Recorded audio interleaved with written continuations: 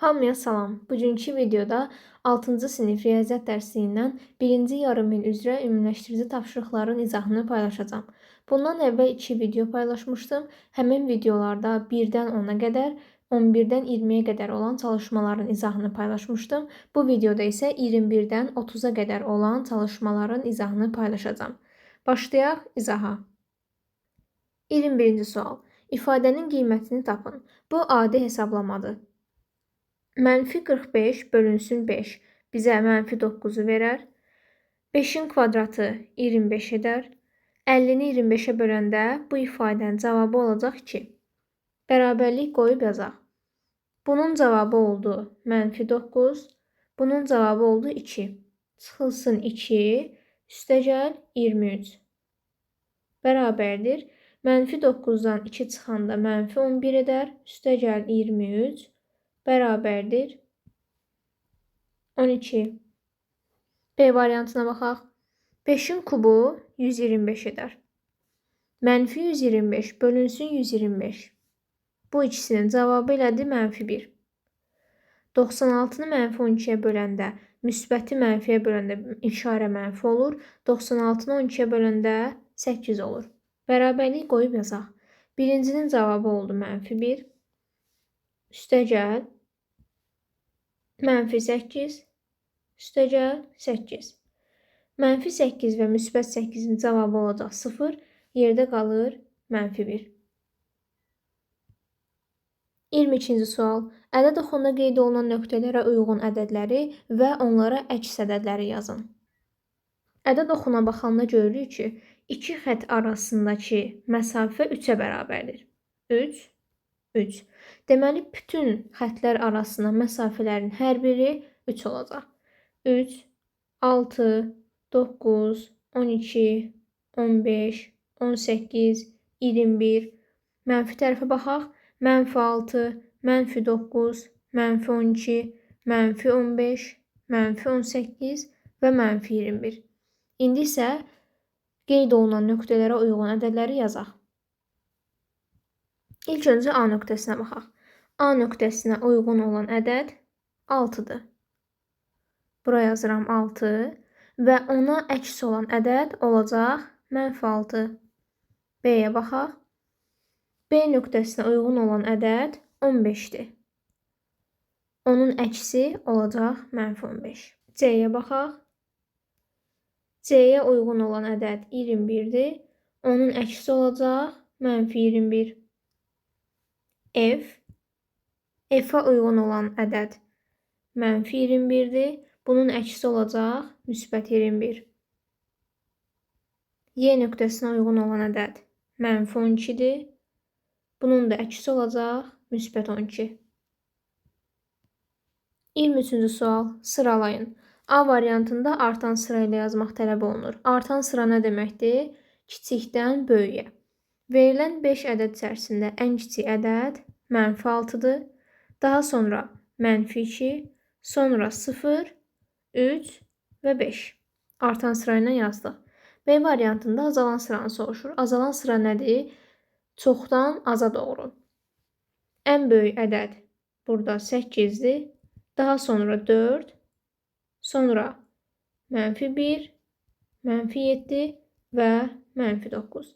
Ən böyük ədəd 8, ən kiçik ədəd -9 oldu. 24-cü sual. 30 ədədindən kiçik və -12 ədədindən böyük bütün tam ədədlərin hasilini tapın. Bu sual biraz qorxuducu görünə bilər. Çünki 30'dan kiçik və -12'dən böyük çox ədəd var və onların hasilini hesablamaq vaxt aparacaq. Amma diqqətlə yazsaq görərik ki, əslində çox asan sualdır. 30 ədədindən kiçik və -12 ədədindən böyük. -12 0-dan solda yerləşir. 30 isə 0-dan sağda yerləşir. Biz bütün bu ədədləri seçib, onların hasilini tapıb hesablamaq yerinə sadəcə içərilərində 0 olduğuna görə hansı hasili 0'a vursaq, yenə də cavab 0 alınacaq. Ona görə də heç yazmadan bütün tam ədədlərin hasilini 0 tapmış olarıq. 25-ci sual. A variantına baxaq. 4 üstəgəl 5 çıxılsın modulda -3. Modulda mənfi 3-ün qiyməti olacaq 3. Yazaq. 4 üstəgəl 5 çıxılsın 3. 9 çıxı 3. A variantının cavabı oldu 6. B-yə baxaq. Mənfi 8 modulun içərisində olacaq müsbət 8. 8-in kvadratı üstəgəl mənfi 4 modulda olacaq müsbət 4. 8-in kvadratı 64 üstəgəl 4 68. C variantına baxaq. Modulda mənfi 24-ün cavabı olacaq müsbət 24. Modulda mənfi 13-ün cavabı olacaq müsbət 13. 13 bölünsün 0,1. Buradan vergülü atıb bura sürüşdürsək, burada bir dənə 0 əlavə eləsək, cavab olacaq 130. Bərabərdir 24 üstəgəl 130. Doğru cavab olacaq 154. D variantına baxaq. Mənfi 3 üstündə 4. 3 üstündə 4 81 edər. Amma bu mənfi 4-ə aidiyyatı yoxdur. Biri var belə yazılsın. Bunun cavabı müsbət 81-dir. Çünki mənfinin özü də qüvvətin içərisindədir. Amma burada mənfi mötərizənin içərisində deyil. Yəni bu 4 sadəcə 3-ə aiddir. Ona görə də 3 üstündə 4 81 eləyəndə bu mənfini də bunun yanına yazırıq. Mənfi 81 moduldan isə müsbət olaraq çıxır. 81 böl 9 çıxılsın. Modulda mənfi 12 müsbət 12 edər. Bölünsün 2 üstündə 2 4. 81 böl 9 9 çıxılsın 12 böl 4 3. 9 çıx 3 doğru cavab olur 6.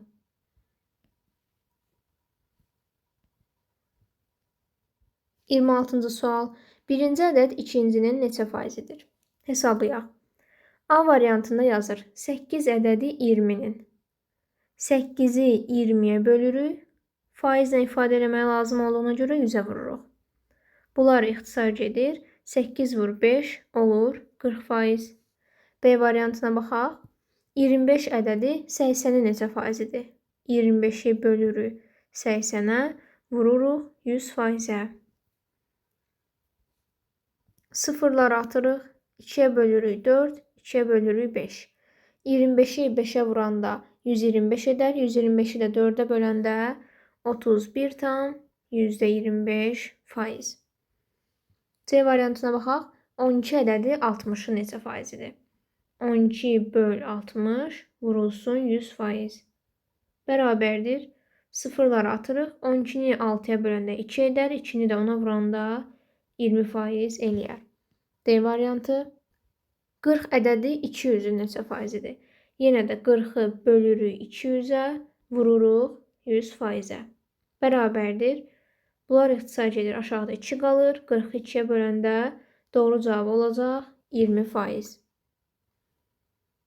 27-ci sual. Bir cəmiyyət digərinin neçə faizini təşkil edir? A variantına baxaq. 3 sm 2 metrin. Bunu tapmaq üçün ya santimetri metrə çevirməliyik, ya da metri santimetrə çevirməliyik. Metri santimetrə çevirmək daha rahatdır, çünki daha böyük ədədlər alırıq. 2 metr 200 santimetrdir. A-nı yazaq. 3 böl 200 vurulsun 100%. Bərabərdir. Bunlar ixtisar gedir. 3-ü 2-yə bölürük. Cavab olur 1,5%. B variantına baxaq. 100 qram 5 kiloqramın. 1 kiloqram 1000 qramdır, düzdür? Onda 5 kiloqram neçə qram olar? 5000 qram. Onda 100-ü bölürük 5000-ə, vururuq 100%-ə. Niyə görə bunları eyni yazmalıyıq? Çünki əgər biz 3 santimetri 2 metrə bölsək, santimetr və metri ixtisar apara bilməyəcəyik. Amma 3 santimetri biz 200 santimetrə bölsək, santimetrləri ata bilərik. Bu səbəbdən hər birini eyni cəmiyyətə çevirməliyik. 2 0 buradan ataq, 1 0 buradan ataq. Onu 5-ə bölürük, cavab olur 2%. 40 qəpik 5 manatın. Bilirik ki 1 manat 100 qəpikdir.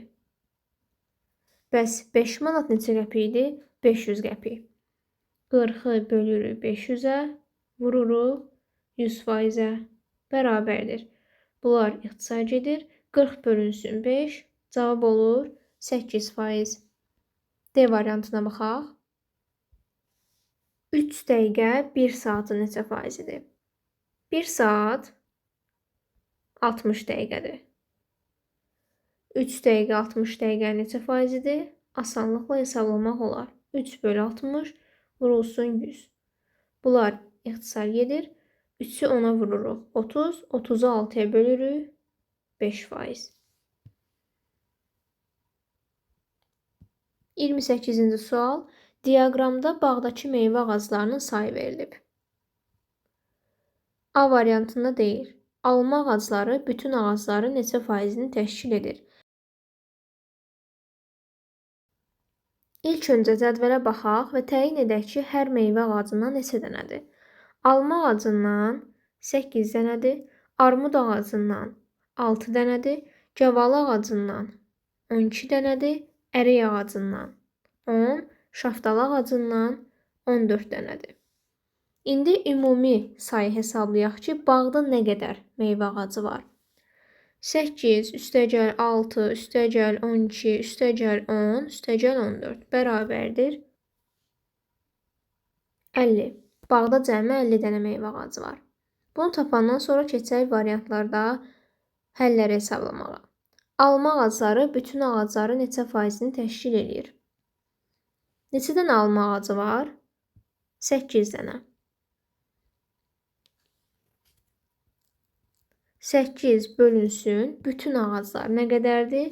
50 dənə. Vurulsun 100% bərabərdir. Bunlar ixtisar gedir. 8 vur 2. Birincinin cavabı olur 16%. B variantına baxaq. Gavalı və ərik ağacları birlikdə bütün ağacların neçə faizini təşkil edir? Baxaq. 12 dənə gavalı ağacı var. 10 dənə də ərik ağacı var. Cəmi neçə dənə ağac oldu? Gavalı və ərik. 12 üstəgəl 10. 22 dənə ağac. 22-ni bölürük bütün ağacların sayına. Yəni 50-yə. Vururuq 100-ə. Bərabərdir 100%. Bunlar ixtisar gedir. 2 qalır. 22-ni 2-yə vururuq. Cavab olur 44%. B variantının cavabı oldu 44%. C variantına baxaq. Bütün ağacların 20%-ni hansı ağaclar təşkil edir? Tapdıq ki, cəmi 50 ağacı var. Deməli, 50-nin 20%-ni tapmaq lazımdır. 50 vur 20 bölünsün 100. Burada 2 qalır. 20-ni 2-yə bölürük 10. Baxmalıyıq ki, hansı ağacdan 10 dənədir? Cədvələ baxanda görürük ki, 10 dənə, sayı 10 dənə olan ağac ərik ağacıdır. Hansı ağaclar təşkil edir? Ərik. D variantına baxaq. Armud ağacları hansı ağacların 50%-ni təşkil edir? Biz bilmirik hansı ağacların 50%-ni təşkil edir. Deməli, hansısa ağacı X ilə işarə edirik. Bu 100%-dir. Armud ağacları nə qədərdir? Armud ağacları 6 dənədir. Deməli, 6 dənə armud ağacı həmin bu X-in 50%-ni təşkil edir. Biz buradan X-i tapmalıyıq. X bərabərdir 6 vurulsun 100 bölünsün 50. Bu hansı üsuldur? Faizinə görə ədədin tapılması. Ədədi 100-ə vurub 50-yə bölürük. Yəni faizi göstərən ədədə.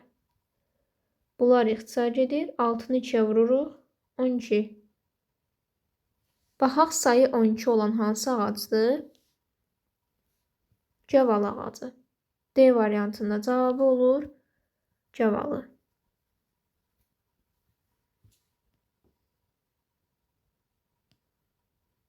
29-cu suala baxaq. Verilmiş nöqtələr arasındakı məsafəni tapın. A variantına baxaq. Bir dənə ədəd oxu çəkək. Bura olsun 0. A mənfi 24-dür, B mənfi 16-dır. B burada yerləşəcək. A burada yerləşəcək. Bu A, bu da B. İki nöqtə arasındakı məsafəni necə tapırdıq? Böyük ədəddən kiçik ədədi çıxırıq. Böyük ədəd mənfi 16-dır. Mənfi 16 çıxılsın mənfi 24. Mənfi mənfini müsbət edər. Mənfi 16 üstəgəl 24. Cavab olacaq 8. Deməli, A variantının cavabı oldu 8. B-yə baxaq. B variantında 2 dənə koordinat verilib. X də var, Y də var. Amma görürük ki, Y-ləri bir-birinə bərabərdir. Hər ikisində Y nədir? 0. Yəni, biz bunu koordinat sistemində təsvir eləsək, C nöqtəsi olacaq mənfi 12, 0. Mənfi 12, 0. Yəni, burada yerləşəcək. D nöqtəsi olacaq 3, 0. Təxminən burada yerləşəcək. Görürük ki, burada Y-in heç bir mənası yoxdur. Ordinat oxunun heç bir əhəmiyyəti yoxdur. Yenə də nöqtələr X oxu üzərində yerləşir. Ona görə də A variantında istifadə etdiyimiz üsuldan istifadə edəcəyik. Böyükdən kiçiyə çıxmaqla. 3 çıxılsın mənfi 12. Mənfi mənfini müsbət edər. 3 üstəgəl 12. Cavab olur 15. B variantının cavabı oldu 15. C variantına baxaq. C variantında yenə bir dənə koordinat verilib. X koordinatıdır. Arasındakı məsafəni necə tapırıq? Böyükdən kiçiyə çıxmalıyıq. 26 çıxılsın mənfi 12. Mənfi mənfini müsbət edər. 26 üstəgəl 12. Doğru cavab olur 38. Sonuncu D variantı. D variantında koordinat sistemində təsvir edək. K nöqtəsi 0, mənfi 11-dir. X-i 0-dır, Y-i mənfi 11. Yəni, burada yerləşir. 0, mənfi 11. Elə baxaq, 0, mənfi 5. Burada da X-i 0-dır, Y-i mənfi 5. Yəni, təxminən buralarda yerləşir. Buradan da görürük ki, yenə də burada X oxunun heç bir əhəmiyyəti qalmır. Nə varsa Y oxu üzərində yerləşir. Buradakı iki nöqtə arasında məsafə necə taparıq? Böyükdən kiçiyə çıxmaqla. Mənfi 5 çıxılsın mənfi 11. Bərabərdir. Mənfi mənfini müsbət edər. Mənfi 5 üstəgəl 11 bərabərdir 6. D variantının cavabı olur 6. 30-cu suala baxaq. Nöqtələrin hansı rüblərə aid olduğunu müəyyən edin.